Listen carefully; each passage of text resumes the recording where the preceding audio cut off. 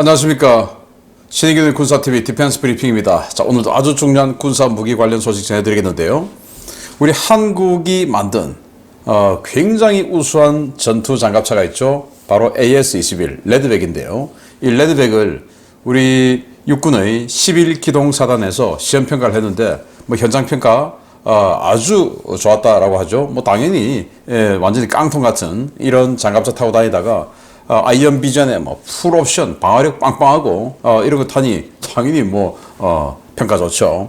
이 레드백을 우리가 호주 현지에서 생산한 걸 역수입한다 라는 기사가 나왔습니다. 어떤 내용인지 보겠고, 자, 프랑스 라파를 사우디아라비아에 최대 200대 수출한다 라는 소식이 나왔는데, 여기에 독일 숄츠 총리가 아주 찌질한, 어떻게 이럴 수가 있을까 라는 그런 대응을 한다 라는 소식이 나왔는데, 아마 프랑스가 완전히 빡쳐버릴 것 같은데 어떤 내용인지 보겠습니다. 자, 5가지 단신 먼저 보고 가겠습니다. 영국의 퀸 엘리자베스 항공모함이 연합훈련을 앞두고 갑자기 또 고장이 나서 귀환했다 라는 소식에서부터, 아르헨티나는 록히드 마틴과 F-16 전투기 수명 연장 그리고 성능 개량 계약을 체결했다 라는 소식까지 보겠습니다. 첫 번째입니다. 11월 1일부터 지중해 일대에서 실시될 예정이었던 나토 3국 항모 연합훈련, 일명 넵튠 스트라이크 훈련이 영국의 항모 고장으로 축소됐다는 소식입니다. 이탈리아의 까보르, 스페인의 후안 카를로스 1세와 함께 트리플 캐리어를 구성할 예정이었던 영국의 퀸 엘리자베스 항공모함이 엘리베이터 중대 고장으로 영국 포스머스 기지로 급히 귀환해 또 결함 논란에 휘말렸습니다. 러시아가 모스크바와 레닌그라드 군강구를 신설하고 대대적인 군제 개혁에 나선 가운데, 당초 각 군강구에 배속되는 식으로 운영되던 해군을 완전히 독립시키기로 했다는 소식입니다. 이에 따라 각 함대는 관할 군강구가 아닌 해군 사령부의 직접 통제를 받게 되는데요. 해군 육전대도 군강구의 직접 통제를 벗어나게 돼 당분간 러시아군 지휘체계에 일대 혼란이 예상됩니다. 이란이 이스라엘의 스파이크 MR 대전차 미사일을 복제한 알마스 대전차 미사일을 하마스에 제공했으며, 최근 이 미사일이 이스라엘의 메르카바 마크4 전차를 파괴하는 데 성공했다고 이란 매체들이 주장하고 나섰습니다. 사실이라면 이스라엘제 대전차 미사일의 짝퉁이 이스라엘 주력 전차를 파괴한 것이어서 진위 여부가 논란이 일고 있습니다. 프랑스가 알려지지 않은 수량의 AMX-10RC 경전차를 우크라이나에 추가로 지원했다는 소식입니다. 1차 지원분과 2차 지원분을 합치면 거의 80여 대에 달한다는 관측도 있는데, 현지에서는 이미 1차 지원분 대부분이 파괴돼 이번 지원 물량이 사실상 손실 보충용이라는 반응이 나오고 있습니다. 아르헨티나가 록히드 마틴과 중고 F-16AB 전투기 성능 개량과 수명 연장 계약을 체결했다는 소식입니다. 덴마크 공군에서 퇴역하는 기체를 받아 현대화 개수 이후 도입하는데, 이번 계약으로 오랫동안 논란의 대상이 됐던 아르헨티나 공군의 차세대 전투기 사업은 일단락되게 됐습니다. 네, 영국의 퀸 엘리자베스 항공모함 72,000톤짜리죠.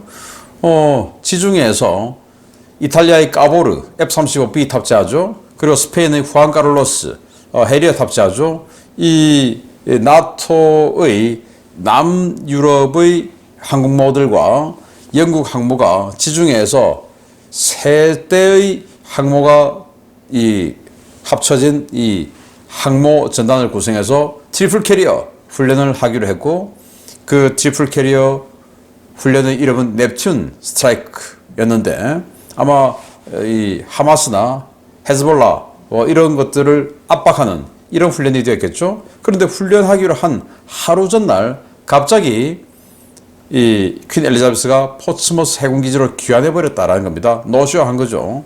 그래서 지금 훈련은 이 후안 카를로스 스페인과 이탈리아의 까보르 두 척만 하고 있다라는 건데, 그 이유는 엘리베이터에서 중대 결함이 발견됐다. 아니 지금 이 영국이 왜 이렇게 물건을 제대로 못 만드는지, 아무튼 중대 결함, 또 프린스 오브 웨일스도 결함 자꾸 이러는데 왜 이렇게 결함이 많은가? 노조 때문인가?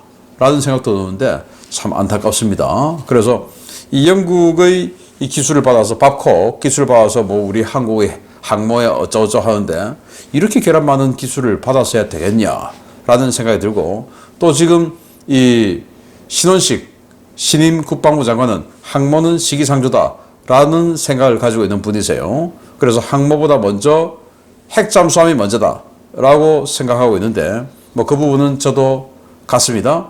둘 다 해야 되는데 순서를 따지자면 핵잠수함이다. 맞죠? 핵잠수함 없이 항모 나가면 바로 아웃인 거는 맞습니다. 자, 두 번째인데요.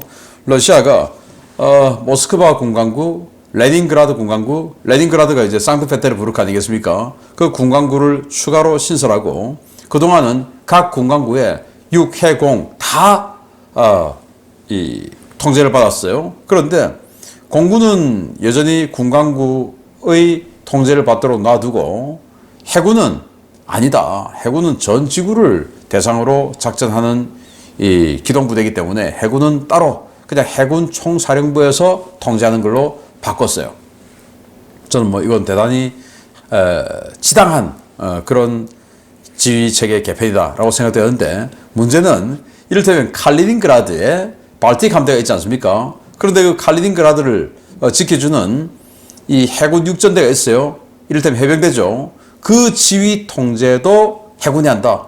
그런데 해군이 지상작전을 하나? 안 되죠. 원래는 그 군강구에서, 즉 지상군이 이 해군 육전대도 지휘를 했는데, 그거 이 발틱 함대 지켜주니까, 또는 태평양 함대 지켜주니까 태평양 함대 사령관에게 지상작전 지휘권을 줬는데 이게 좀 혼란이 오지 않을까라는 생각은 듭니다. 자, 이 대전차 미사일인데요. 생긴 거 보면 이스라엘제 스파이크 MR하고 똑같이 생겼습니다. 이걸 뭐 어떻게 뭐 스파이를 심었던지 아니면 돈 주고 샀던지 아니면 굴러다니는 거 전선에서 훔쳐가지고 노획해서 그걸 그대로 뺏겨서 만든 게 이 알마스라고 하는 이란제 대전차 미사일인데, 이란이 자기들은 이스라엘제 미사일을 짝퉁으로 만들어서 그걸 또 하마스에게 줬다.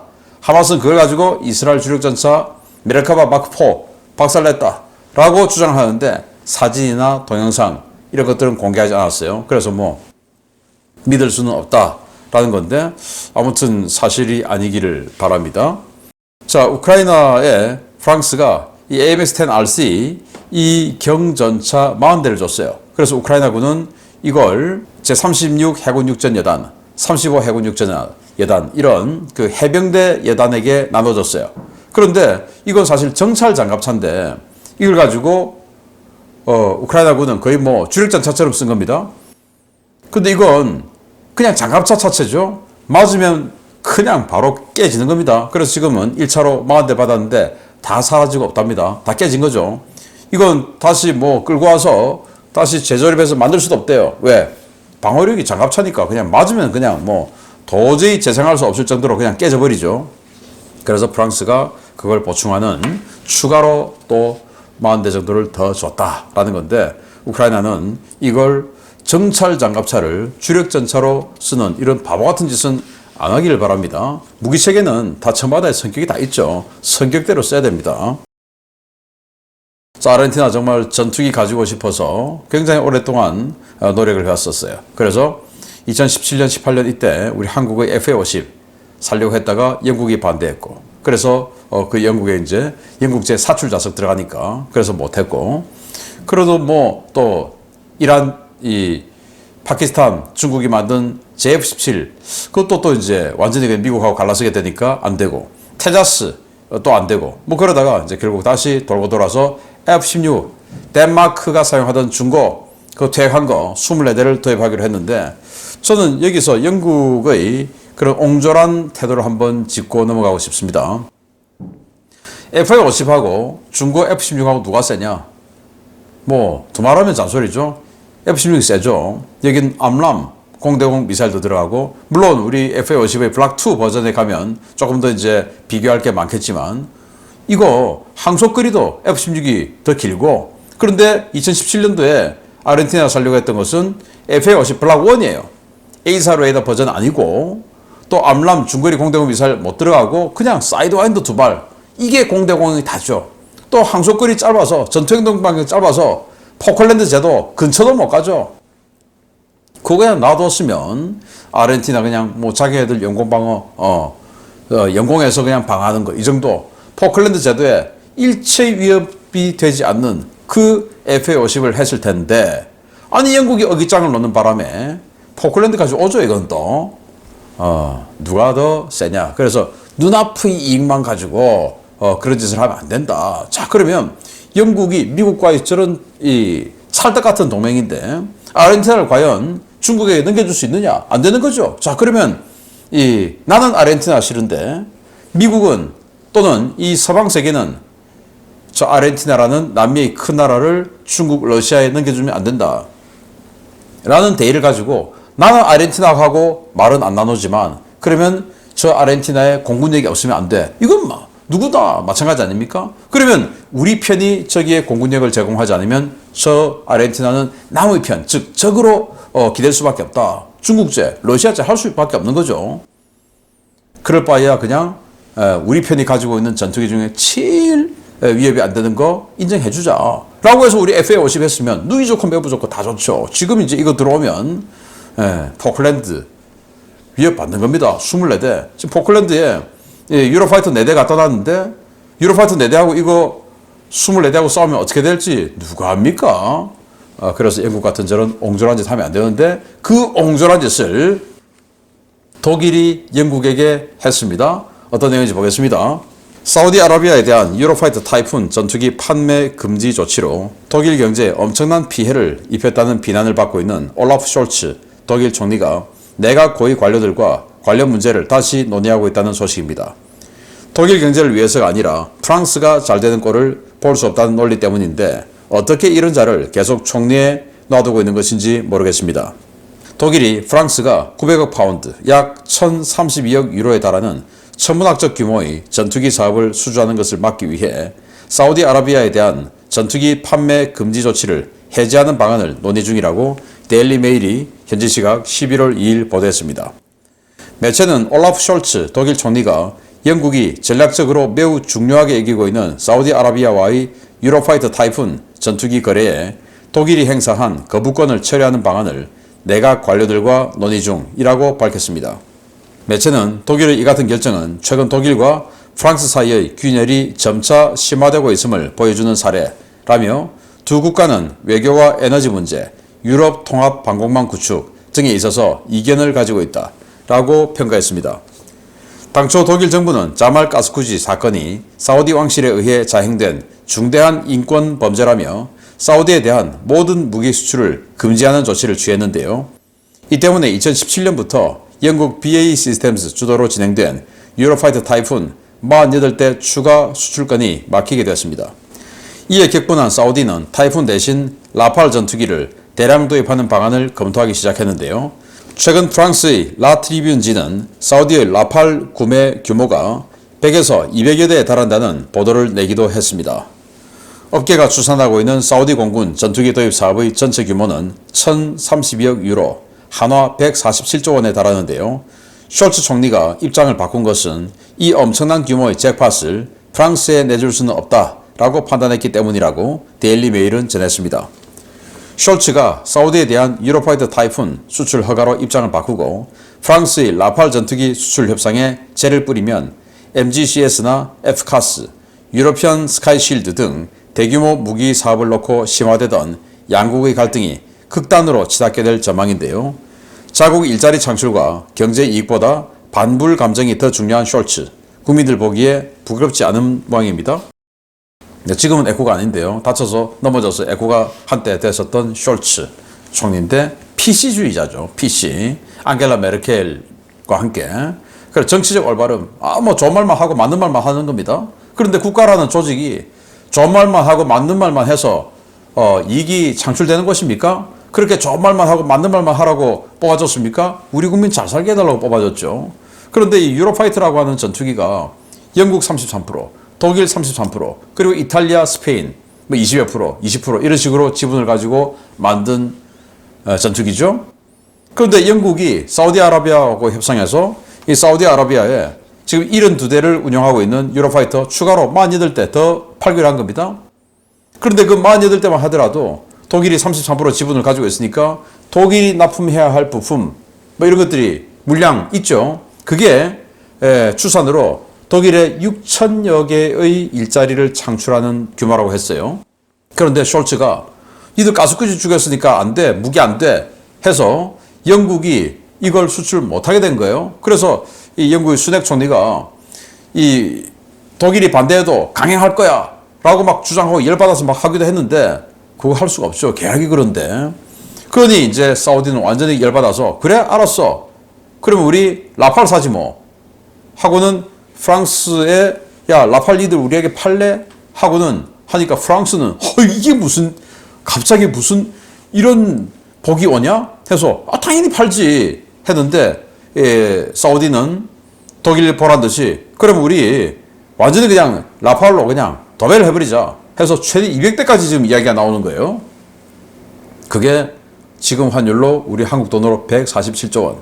그런데 숄츠는 데일리 메일의 보도에 따르면 야 우리 경제를 위해서 안 되겠다. 내가 나의 소신인 PC 정치적 올바름 이거 좀 접고 그래 우리가 유로파이터 200대 우리가 수출하자 라고 해야 되는데 그게 아니고 프랑스 잘 되는 꼴 보기 싫어서 이 영국에 수출이 되는 영국이 수출하는 이 유로파이터의 수출 승인을 하겠다. 이거 지금 검토하고 있다라는 건데 정말 옹졸하죠.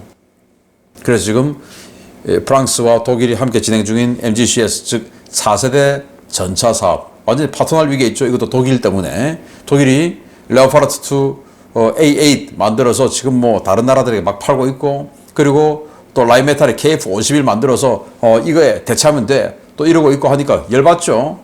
그리고 니들 그 르클레르 전차는 우리 레오파르트보다 더 안 좋으니까 니들 빠지고 돈만 돼. 이러고 있죠.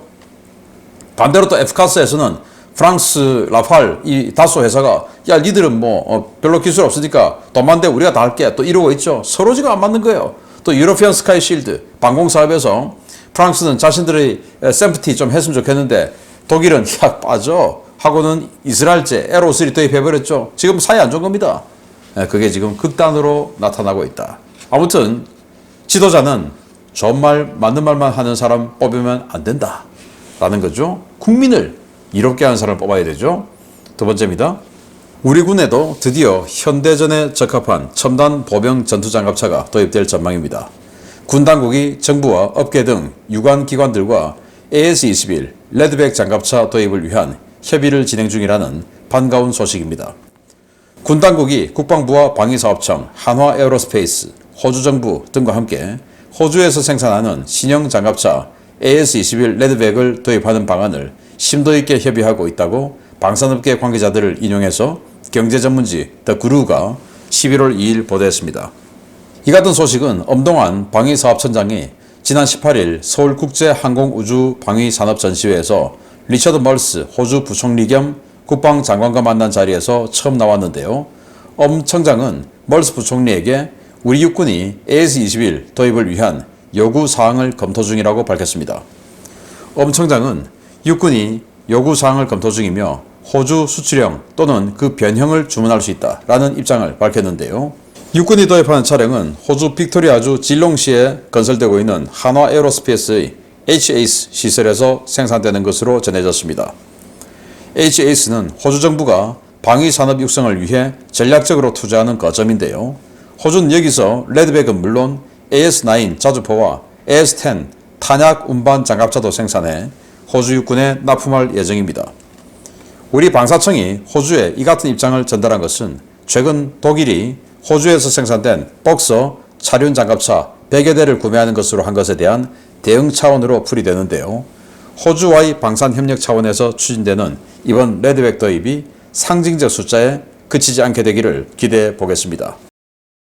네, 이 사진은 우리 11사단에서 레드백을 시험평가하고 있는 모습인데 좋다라는 거예요. 당연히 좋죠. 방어력 좋죠. 승차감 좋죠. 아이언 비전에서 그냥 사수가 딱 쳐다만 봐도 바로 그냥 포가 돌아서 사격을 해버리죠. 얼마나 좋습니까? 또 저기 대전차 미사일 쏘면 요격탄 날려서 요격해버리죠. 엄청 좋죠. 아니 호주 군인은 사람이고 우리 군인은 그냥 아무것도 아닙니까? 우리도 이렇게 해야죠. 그걸 이제 우리도 이걸 도입한다 라는 겁니다. 그래서 서울 에어쇼 할 때 우리 방사청장하고 호주 국방장관 겸 부총리하고 환담할 때 나온 이야기다. 이런 클래스에서 그냥 빈말은 하는 게 아니죠. 그래서 정말 준비되고 있는 이야기만 해야 되는 클래스 아니겠습니까? 그래서 한다라는 겁니다. 그럼 이제 11사단이 우리 한국군 육군의 전투제열 1위니까 그 11사단으로 배치가 되겠죠. 자, 그래서 생산 어디서 하냐? 이겁니다. 호주의 그 질롱이라고 하는 도시가 있는데 여기에 지금 한화 공장을 만들고 있어요. 여기에서 생산하는 거 우리가 역수입하겠다. 이것도 왜 이러냐? 원래 이제 레드백을 여기서 생산하고 K9도 여기서 생산하는데 레드백 처음에 450대 정도 하려고 했죠. 그러다가 지금 129대로 확 쪼그라들었습니다. 근데 129대도 될지 안 될지 다 될지 지금 미지수예요. 그래서 호주 정권이 어떻게 될지 모릅니다. 그래서 다음 정권 또 보수 정권 들어오면 또 450대로 늘어날 수 있죠.